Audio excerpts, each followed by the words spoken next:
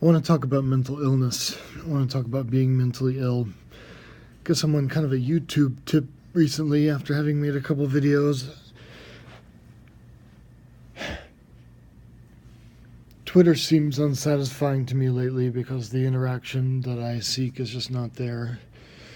And even though, as one of my Twitter friends, I think very accurately, said of YouTube comment areas that they were, quote, Satan's pit of hell, end quote, or something like that. And that's certainly been true with the videos I've posted. I post videos on things that are, kind of serious, like stays in mental hospitals and use and abuse of prescription drugs, and I mean, it's hard for me to. I try to picture the person who writes an average YouTube comment, and I can't. I can't do it. Anyway, I've been eating spicy food, so I might be sniffling. My shirt has a hole in it because I bite holes through my shirts because I have a disease called disorder called tardive dyskinesia, which is a totally synthetic disease or disorder. It doesn't exist in nature. It only occurs in people who have taken antipsychotic medication prescribed by psychiatrists. It's only caused by that medication. And I was given this disorder by taking that medication prescribed to me by a doctor at a psychiatric hospital who was doing her very best to help me, and unfortunately, the side effect of that very best help is that I have now a permanent, lifelong condition, which makes it very hard for me to stay still, and I'm in constant pain in my torso, my shoulders, my arms, my elbows, and that's not a complaint, but that's kind of a good inroad into mental illness. That's an aspect of mental illness. Is you go to the hospital for help, and sometimes you get help, and you also get hurt.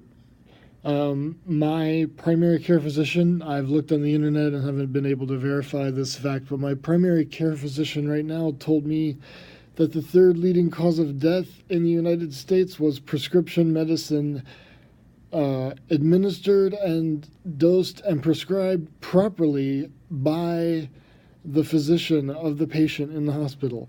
Now, I've looked that up. I can't find that online, but I have looked up similar things before, and I do know that dying by receiving the wrong medicine in a hospital is one of the leading causes of death in this country. So hospitals are very dangerous places, and not just because a bunch of sick people go there, so the chances of people dying there are higher. The processes that exist in a hospital are actually very dangerous for the people that are in them, and they're very complicated, and I have respect for the people who do them, etc. But the fact is that going to the hospital is a dangerous thing to do, and I find myself faced with the possibility of going to the hospital soon. I don't know if that will happen. I certainly hope not. But I have an evaluation in a couple of days at a mental health facility, and my mom and everyone else involved, my psychiatrist, are like, "Oh well, just an evaluation for, possible outpatient and intensive outpatient program, blah blah blah." But I mean, come on, cut the bullshit. Like, if they evaluate me as needing inpatient care, I won't walk out of that building.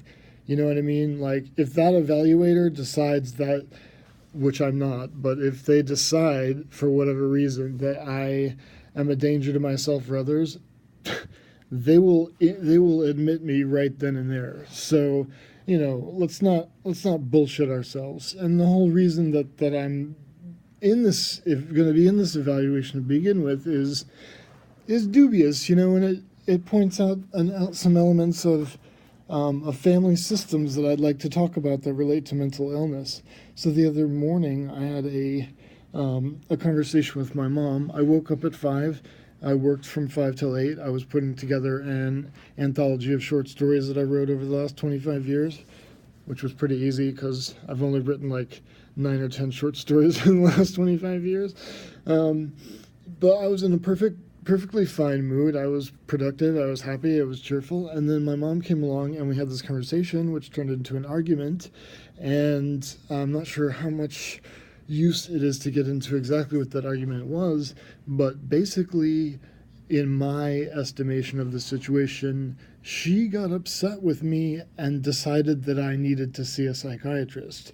And this is a game that I've played before with my aunt, say. I lived with my aunt for a while, and we played a game that I like to call, from her point of view, I'm sick, you need to see the psychiatrist. She would wake up feeling hungover and terrible and, herself ill, and she would look at me first thing in the morning, sitting on the couch, tweeting on my iPad, perfectly happy, no psychological problems, and she would say, "You look terrible.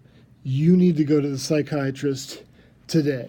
And the reason she said that, I accuse, I insinuate, I claim, is because she felt bad.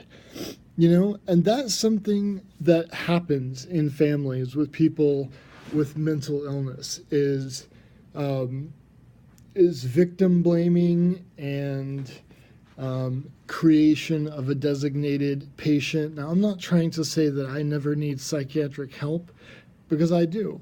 But there are many, many times when other people are having problems and they just decide that I need psychiatric help because of it.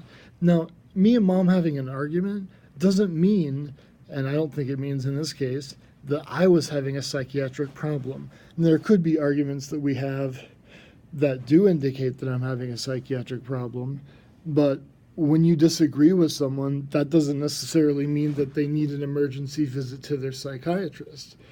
So now, I'm faced with the proposition of going in for this evaluation, which I don't think is necessary, and I don't think will result in a hospitalization because, I live in Tennessee now.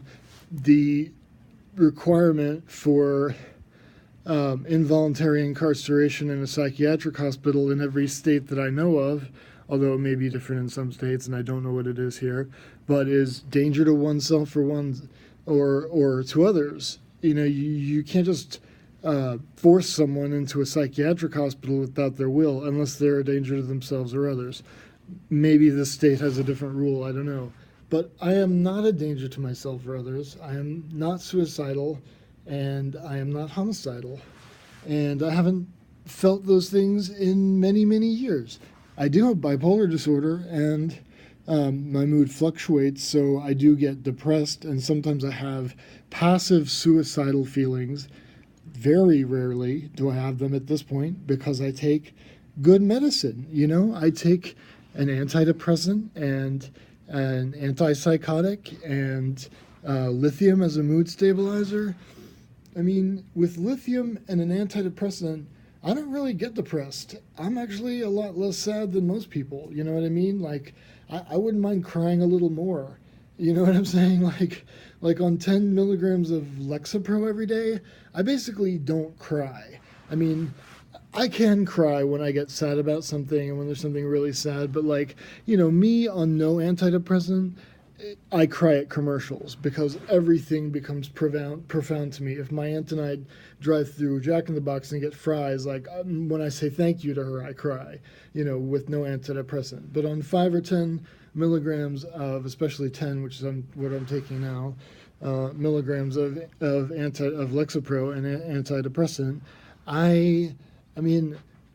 not only, what I'm saying is not only do I not feel depressed or suicidal, but I'm not even sad enough to cry. You know what I mean? Which is what a lot of people complain about when they don't want to take these medicines. They say it doesn't, it makes them not feel and blah, blah, blah. And I am either feeling enough that I'm okay with it or I'm okay with the trade-off, which is unusual. Most people are not okay with the trade-off. But I don't find personally that, and I take a healthy dose of lithium, but to me, lithium doesn't curtail my creativity. You know, I mean, I've looked at graphs of books I've written on lithium and on Lexapro and on this and on that. I mean, the only drug that really affects my writing is alcohol if I'm drinking while I'm writing. You know what I mean? Like, that's the only, except for drugs that you can't write on. You know, I mean, I'm not talking about like LSD. I mean, no one's writing novels except in very, very tiny pieces on significant doses of any drug like that. I'm talking about, believe it or not, at this age, I guess I'm talking about more mainstream drugs like alcohol. Da, da, da, da, da. Anyway, so I put together, you know, I'm going in for this evaluation on Friday, and everyone's like, well, don't worry, it's just just an evaluation to see if you're okay for their outpatient program. And I'm like, bullshit. If they decide that I'm crazy enough, they're going to inpatient me right the fuck then. And I want to tell you all something about the rights of a mental patient in a mental hospital. This is just an example, okay, because you do have rights granted to you by the state, in whatever state you're in, as a mental patient inside a mental hospital. And for example, in Vermont, one of your rights, which is a place I've spent time in psychiatric hospitals, extensive time, one of your rights is to have an external organization called the care team or something like that. You can request of your nurses that they call the care team, and the care team will come in within 24 hours, do their own evaluation of you, and if you want to leave and the care team thinks that you are not a danger to yourself or others, then you get to leave. So there's a safety valve on the hospital's control of your ability to leave. So it's designed to make it so that if for whatever reason, and I'm not saying that all the staff in the psychiatric hospital I was in Vermont are unscrupulous, but I mean, people are people, and there are a lot of unscrupulous people working in psychiatric hospitals, so that should come as no surprise to anyone. I know a woman who was hospitalized beside me who was being harassed verbally to an extreme degree by the other women in the psychiatric ward that we were in together, and she was not getting the treatment that she thought that she was wanting to get there. She couldn't get the treatment she wanted because she wasn't able to even relax in her own room because of this harassment. So she asked the head nurse, to get a care team evaluation so that she could be evaluated to see if she was not a danger to herself or others, i.e. safe to leave, so that she could leave. And you know what happened? The nurse just never made the call.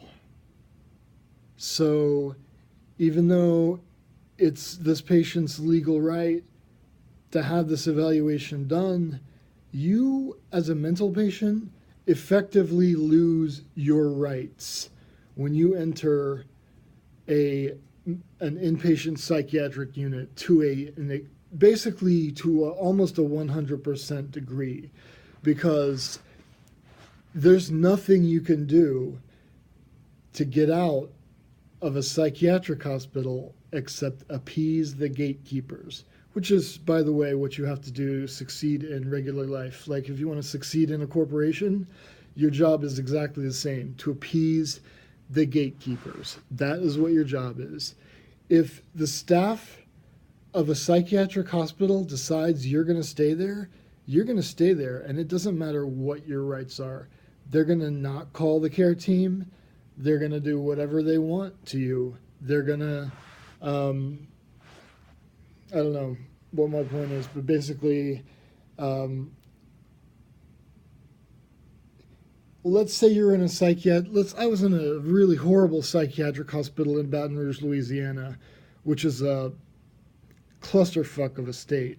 And my doctor prescribed ridiculous amounts of and combinations of medicines that's That's agreed upon by me. That's agreed upon by my outpatient psychiatrist. He did not consult with my outpatient psychiatrist as I asked him to. I mean, he didn't do a simple thing as treat me like a human being and consult with my outpatient psychiatrist on what medicine I'm taking. So he took me off medicine that I needed to survive, like my antidepressant. He said, "Oh, you don't need that." And I'm like, "Hey, that's what's keeping me from killing myself. Can I please have that back?" And he's like, "No, you don't need that." And he put me on multiple mood stabilizers at once, which is a fashionable thing to do among certain contemporary psychiatrists, but is not what I wanted, not what I needed. And when I got out of the hospital, it took months for me and my outpatient psychiatrist to undo the medicine changes that were done to me in that hospital. But here's the point. What did I have to do to get out of that hospital? Do you think it was complain to the doctor about my medicinal philosophies relating to taking multiple mood stabilizers at once and explaining the reading that I had done about that and my philosophies versus his philosophies? No. That would have kept me in the hospital. What I had to do to get out of that hospital is do exactly what that doctor and what all of those incompetent mental health workers told me to do. Like, I was sitting in a chair one day and a mental health worker came up and said, "Get up, I want to sit in that chair." And I was like, "Are you serious?" And she's like, "Yeah." And I'm like, okay, because guess what? If I had stayed in that chair, I would have been in that hospital another week.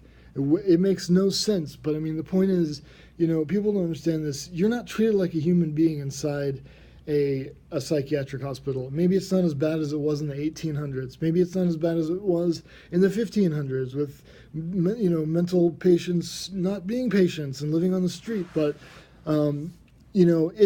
it's not like you're treated like a human being inside those places. And so knowing that I have this evaluation coming up, I put together some written statements to kind of cover my tracks so that if something bad goes wrong, there's at least evidence that I told my psychiatrist that I was not suicidal, that I was not homicidal, so that if they're examined, if I'm dead, who knows what happens, but at least there will be some email trail that somebody might look at that says, "Hey, this psychiatrist never needed to send this patient to a psychiatric hospital." I also updated my will and my, advanced directive, because if they decide you need electroconvulsive therapy, you don't, even if you have a legal choice that says you get to decide whether or not this happens, that doesn't necessarily mean that you will have that choice in actuality inside an inpatient setting. So, maybe it's no big deal to my family and they think they're really doing me a lot of help by sending me to this evaluation on Friday. But I mean, to me, this is possible entry into a very dangerous situation, a psychiatric hospital where I have no control. And I at least want to cover my ass and have an advance directive out there, even if no one follows it, that says, I said no ECT, I said I don't want two mood stabilizers prescribed at once, blah, blah, blah, blah, blah. Give my organs to science, etc.